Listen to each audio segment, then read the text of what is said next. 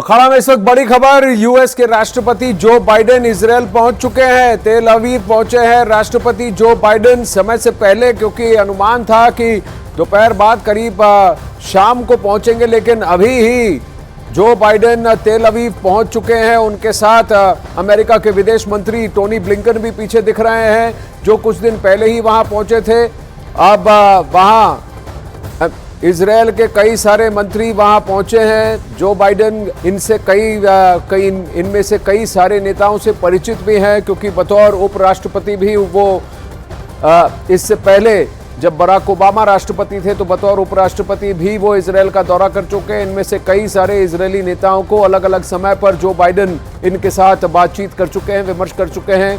तो काफ़ी सारी कई सारे लोगों से एक परिचित होने का एक बॉडी लैंग्वेज से आप देख सकते हैं, आभास आपको लग रहा है। पीछे वहां टोनी ब्लिंकन भी कुछ इजरायल के नेताओं से, जो कि जो बाइडेन का स्वागत करने के लिए पहुंचे हैं, उनसे मिलते हुए। अब ये इजरायल की सेना और इजरायली डिफेंस फोर्सेस के अलग अलग सीनियर ऑफिसर्स जो यूनिफॉर्म में आपको दिख रहे हैं, अमेरिकी राष्ट्रपति के साथ साथ करीब बताया जा रहा है कि हाई सिक्योरिटी में पहुंचे हैं। 2000 सील्स भी वहां तैनात हैं और अमेरिका की डिफेंस कैरियर भी उसी जगह गल्फ एरिया में तैनात है और कवर फायर देने के लिए। हाई सिक्योरिटी के माहौल में जब इजरायल ने पूरी तरह से हमास के खिलाफ हल्ला बोल किया हुआ है, युद्ध के 12वें दिन इजरायल बनाम हमास के इस 12वें दिन जहां गाजा पट्टी पर दमादम बम गिरे जा रहे हैं और तेल अवीव पर भी सायरन बज रहे हैं और हमास की तरफ से भी ताबड़तोड़ रॉकेट छोड़े जा रहे हैं। ये एयरफोर्स 1 की लैंडिंग और उसके साथ साथ अब इजरायली डिफेंस फोर्सेस के कई सारे सीनियर अफसरान वहां पहुंचे हैं, जो कि जो बाइडेन का स्वागत कर रहे हैं। उनसे बातचीत चल रही है। क्या होगा जो बाइडेन का रुख, क्या होगा अमेरिका का रुख, क्योंकि अमेरिका और इजरायल की मैत्री बहुत अहम रही है। इजरायल ने कई बार अमेरिका का इस इलाके में साथ दिया है।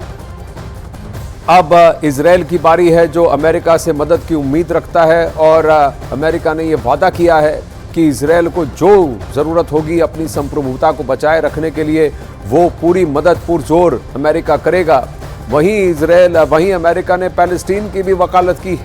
लड़ाई हमास से है, ये पूरी तरह से दोनों तरफ से साफ करने की और हर देश ने साफ करने की कोशिश की है कि किसी भी टेरर आउटफिट के खिलाफ जंग छेड़ना किसी दूसरे देश के खिलाफ जंग छेड़ने के बराबर नहीं किया जा सकता।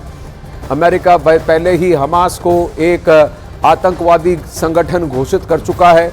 इजरायल ने सीधा कहा है कि हमारा युद्ध गाजा पट्टी में रहने वाले आम नागरिकों से नहीं है, फिलिस्तीन से हमारा कोई झगड़ा नहीं है।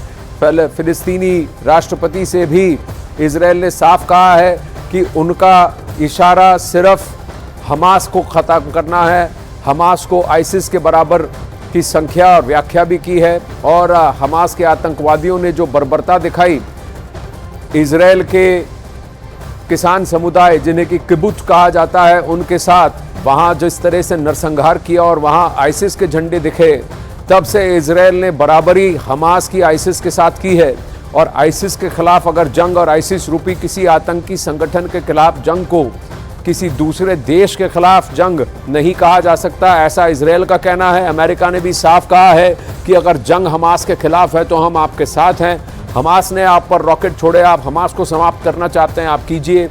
लेकिन धीरे धीरे ये एक ह्यूमैनिटेरियन क्राइसिस भी बनता जा रहा है, खासकर गाजा पट्टी में, जहां आम नागरिक जो गाजा छोड़कर नहीं गए, बार बार इजरायली डिफेंस फोर्सेस की वार्निंग्स के बावजूद, उनकी हिदायत के बावजूद कि आप ये जगह छोड़ दें, जहां हमास है वहां से छोड़ दें, वहां इजरायली फोर्सेस का आरोप है कि हमास ने आम नागरिकों को ढाल बनाया हुआ है। लेकिन कल करीब 7 बजे इजरायली टाइम 6:59 पर जो रॉकेट एक अस्पताल में गिरा, जिसके बाद करीब 500 आम लोगों के मरने की बात है, जिसमें महिलाएं, बच्चे भी शामिल हैं। उसके बाद क्या इस युद्ध ने व्याख्या मोड़ ली है, उसने एक नया मोड़ ले लिया है? क्या इसका नैरेटिव, इसकी व्याख्या बदल गई? भले ही इजरायली डिफेंस फोर्सेस ने साफ कह दिया है कि ये उनके द्वारा छोड़ा गया रॉकेट नहीं था, हमास द्वारा छोड़ा गया रॉकेट था जो मिसफायर हुआ और अस्पताल में, उन्हीं के गाजा पट्टी में एक अस्पताल के ऊपर जाकर गिरा। इसके उन्होंने वीडियो प्रमाण दिए हैं और अब एक ऑडियो भी जारी किया है जहां हमास के आतंकवादी इस पर बातचीत करते हुए दिख रहे हैं। कि जो रॉकेट से छूटा श्रापनल और एक्सप्लोजन से मिला श्रापनल वो लोकल श्रापनल है, इजरायली फोर्सेस का नहीं, तो कहीं गलती हमारी ही है। ऐसा हमास के आतंकवादी आपस में बात करते हुए ऐसा ऑडियो इजरायली डिफेंस फोर्सेस ने जारी किया है। तो क्या ये बात जो बाइडेन मानने को तैयार होंगे? क्या जो बाइडेन इसमें इजरायल का पक्ष लेंगे? क्या हमास के खिलाफ मोर्चा खोलना, तीसरे युद्ध को दस्तक देना होगा? क्या 22 अरबी मूल के देश जो वहां पर फिलिस्तीन के समर्थन में खड़े हैं, क्या वो अब शिरकत में आएंगे? इस मिडिल ईस्ट में क्या ये युद्ध फैलता जाएगा? क्योंकि कहीं ना कहीं सीरिया, लेबनान, यहाँ पर भी सायरन बजे हैं, यहाँ पर भी रॉकेट गिरने के आसार दिख रहे हैं। क्या हमास कोई गंदा खेल खेलेगा और इजरायल पर दोष मढ़ने की कोशिश करेगा? कई सारे इसमें अलग अलग तरीके हैं इसको देखने के, कई सारे इसमें पेच फंसे हुए हैं। ईरान की भूमिका क्या है? चीन की भूमिका क्या है? व्लादिमीर पुतिन ने भी सभी नेताओं से संवाद किया है, तो रूस का क्या पोजीशन है? अमेरिका क्या कहता है? जो बाइडेन क्या कहते हैं, क्या करते हैं? सबकी आंखें, सबकी निगाहें इसी पर होंगी कि अमेरिका क्या पोजीशन लेता है। जहां इस्लामोफोबिया गलत है, वहीं यहूदियों से नफरत भी गलत है, ऐसा जो बाइडेन ने ट्वीट किया। तो किसी भी धर्म के खिलाफ इतना एक सोच कि इस धर्म को खत्म करना है, इस धर्म को मानने वालों को खत्म करना है, ये सोच गलत है, ये बहुत ज्यादा कट्टर सोच है, ये गलत है, ऐसा जो बाइडेन का कहना है। इजरायल का यही दावा है कि हमास ने हर जगह यही कहा है कि जो भी यहूदी हो, यानी इजरायल के जितने भी लोग हैं वो यहूदी हैं, तो यहूदियों को ख़त्म करना है, जूस को ख़त्म करना है। ऐसी बात अपनी डॉक्ट्रिन में लिखने वाले, अपने वेबसाइट पर लिखने वाले और इसी वादे को हर जगह कहने वाले, क्या ये आतंकी संगठन हमास, इसकी बराबरी क्या फिलिस्तीन से की जा सकती है?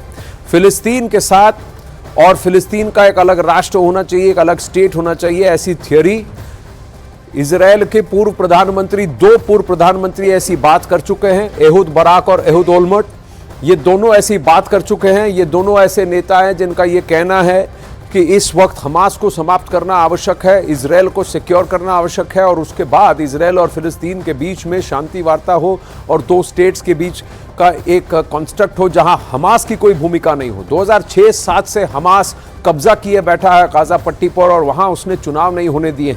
इजरायल का कहना है कि ये जबरन कब्जा है और इस कब्जे को ख़त्म करना आवश्यक है, क्योंकि हमास ने रिहायशी इलाकों को ठिकाना बनाया है और वहां से अपने रॉकेट छोड़ रहा है और इसकी उन्होंने मैप्स भी बनाई है। एयरफोर्स 1 का टचडाउन, नीरज इस वक्त हमारे साथ जुड़ रहे हैं।